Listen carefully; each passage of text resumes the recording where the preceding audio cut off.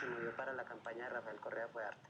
Que fueron 2 veces que dieron plata. Primero $200.000 y después $300.000. Un paquete grande así. Conocí a un señor llamado Julio Luna, a la cual lo tuve como 3 días en la casa. No he ido en mi vida, digamos, a la frontera norte. O sea, nunca he ido en mi vida. No, ninguna. Me causa, digamos, gracia. A él le mandaron una plata que la recibió en mi casa. Ni un solo dólar. 500.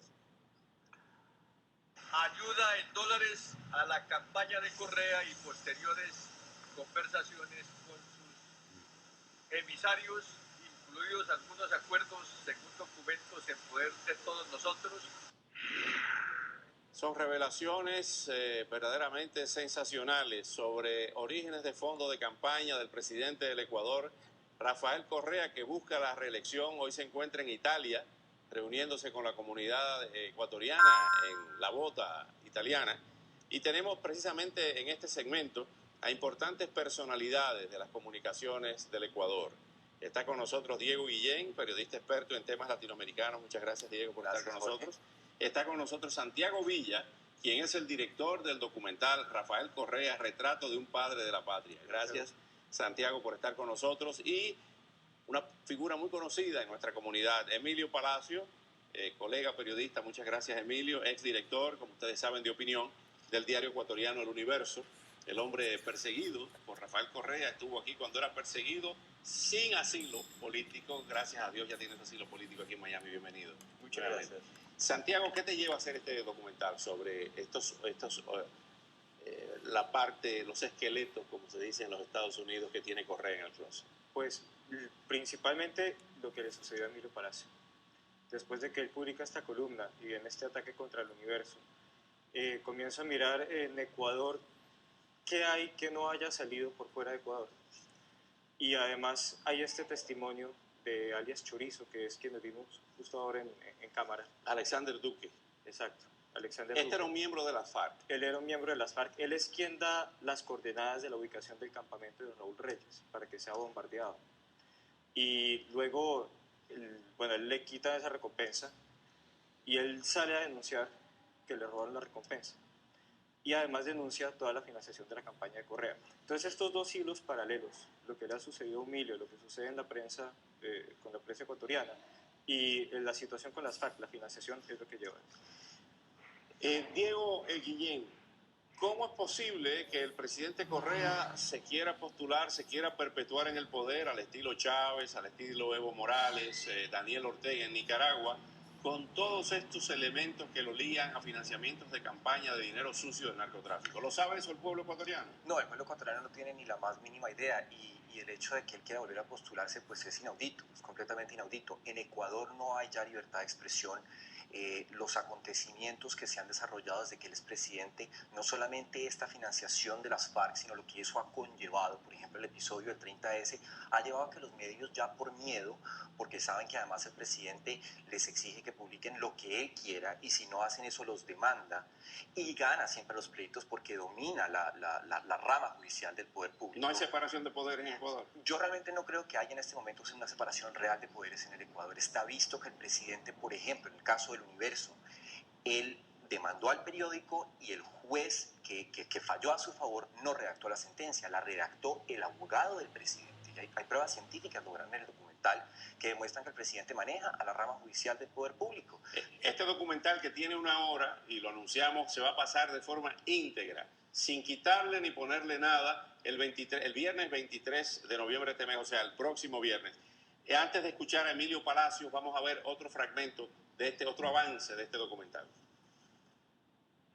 Por ejemplo, no se reestructuró el registro civil, a pesar de que había evidencia de que se celulaba en el campamento de Angostura, puesto que en ese campamento, luego del bombardeo, se encontraron los cartelones que el registro civil utilizaba para fotografiar los celulados. Y además se pudo comprobar que era posible con $20 o hasta con 10 obtener una cédula ecuatoriana en la zona fronteriza colombo-ecuatoriana. Yo no quiero decir que todos los colombianos que ingresen a mi país son miembros de las FARC, no digo eso. Pero ¿quién me asegura a mí que en esa cedulación, siendo un miembro de las FARC, el que está cedulando, me vengan a entrar acá cantidad de gente? Emilio Palacio, esta es otra grave denuncia. Lo que quieren decir en este documental, lo que revela el documental, es que se estaba cedulando a miembros de la FARC para que votaran por Rafael Correa en Ecuador. Se les estaba entregando carnet para libre tránsito dentro del país, o entregados esos carnets por gente vinculada a la FARC, directamente vinculadas a la FARC. Las entregas de las cédulas eran clandestinas, son clandestinas, todavía existen, son secretas, no eran tan abiertas, pero en realidad no se las necesitaba, porque el carnet del refugiado, al tener el respaldo de las Naciones Unidas, te permite moverte libremente dentro del Ecuador. El presidente Correa dio unas declaraciones hace pocos días de que había una gran conspiración para dar un golpe, para evitar que él continuara en el poder, que formaba parte de toda una conspiración internacional. ¿A qué se refería? Bueno, el único golpe que hay en el Ecuador es el que dio Rafael Correa contra la democracia en el país. Hace un momento tú preguntabas si hay división de poderes en el Ecuador. Bueno, el secretario, el directivo máximo del partido de gobierno, Galo Mora, acaba de decir que la división de poderes es un concepto burgués caduco, que ningún país del mundo se ha pronunciado a favor de ese concepto y por tanto hay que derogarlo, olvidándose de que la constitución que ellos redactaron la sometieron a un referéndum donde al menos en teoría consta la división de poderes. Como decía bien Guillén, eso ha sido completamente anulado. Correa tiene garantizado el poder, pero no lo va a continuar porque tenga los votos, lo va a continuar porque tiene el fraude asegurado. El fraude asegurado, como sucedió en Venezuela, según muchos venezolanos. Y es de manera evidente para todos. Vamos a ver otra parte de este importante documental que, como les decíamos, vamos a tenerlo in extenso el viernes 23 de este mes aquí en este programa. Yo le anuncié al país que estábamos en riesgo de convertirnos en una narcodemocracia. Y la certeza de que eso era válido la ha dado el tiempo. Ha pasado más de un año del informe y ya no se capturan kilos, se capturan toneladas. Ya no se establecen solamente pequeñas circunstancias de tránsito, sino que tenemos hallazgos de submarinos al norte y al sur. Los laboratorios, los robos de gasolina blanca como parte del procesamiento, los misterios en los volúmenes de cemento que circulan en la frontera norte, el lavado de activos que también es evidente en el Ecuador y no se dice nada ni se hace nada sobre el asunto, al menos que se sepa. Santiago Villa, ¿qué otros elementos importantes tiene el documental de denuncia de lo que está pasando, de los esqueletos de Rafael Correa? Mira, hay uno que quiero comentar. No sale en el documental porque sucedió hace pocos días, pero es muy importante. Hace poco hablé con un miembro de las FARC que está preso, puedo comunicarme con él, y él asegura que los $500,000 que se pagaron, que menciona Alexander Duque en el documental, fueron para eliminarla, o sea, sacar la base de Manta, la de Estados Unidos, de Ecuador. Y desde que salió la base de Manta de Ecuador, el narcotráfico en Ecuador se ha disparado. Esa es una denuncia que quiero hacer aquí, porque no ha salido hasta ahora.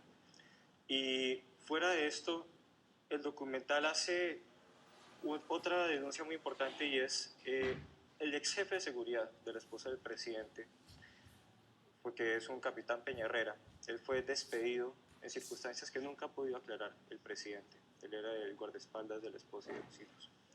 Y en 2 ocasiones se salvó milagrosamente de fallecer en un paracaídas. Bueno, la primera vez que sale el documental, el video, lo salvan en 3.000 metros de altura, le abren el paracaídas. Y en la segunda vez va a comprar unas gaseosas, está en la fila de personas que van a montar el paracaídas. Alguien más lo reemplaza y el paracaídas de esa persona no se abre. Bueno, qué cosa tan horrible. Diego Guillén, ¿por qué no hay manifestaciones populares? ¿Por qué la gente no se ha tirado a la calle en Ecuador para protestar contra ese gobierno? Yo eso no lo he podido entender. Yo tuve la oportunidad de vivir en el Ecuador y vi cómo los ecuatorianos se manifestaron en masa en contra del gobierno del presidente Bucaram.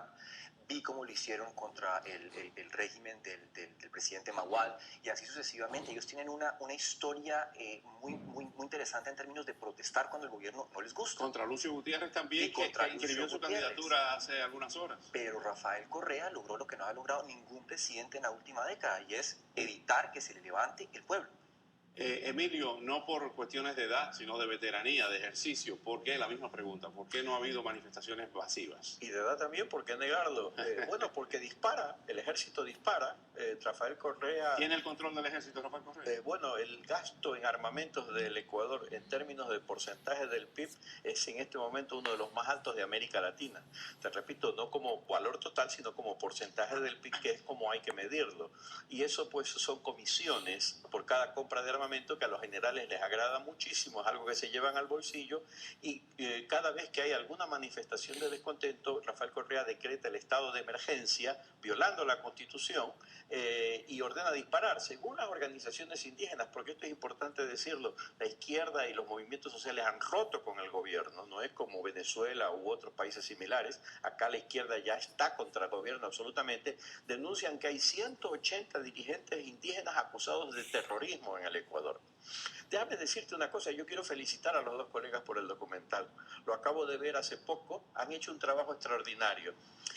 Mucho de lo que dice ahí nosotros ya lo sabíamos. El aporte que ellos han logrado son las pruebas contundentes donde demuestran lo que ya sabíamos. Básicamente esta cuestión de la penetración de los carteles internacionales de la droga en el Ecuador. No es el problema de que se trafique droga en el Ecuador, siempre hubo droga en el país. El asunto es que ya no son los ecuatorianos los que trafican la droga, sino el cartel de Sinaloa, de México, los paramilitares de Colombia, la mafia de Nigeria está metida en Ecuador. Y todo eso lo vamos a ver en el documental de Santiago Villa. Muchas gracias por venir, por traernos ese documental que lo vamos a pasar, como ya dijimos, de forma íntegra el próximo viernes 23, 1 hora completa en un programa especial de A Mano Limpia, no solamente para todos los ecuatorianos, sino para los estadounidenses y para todos los latinoamericanos que nos ven en todas partes del mundo, también a través del internet. Gracias, Diego, por venir esta noche. Muchas gracias. Gracias, Emilio. Gracias, Santiago. Gracias. Y ahora algo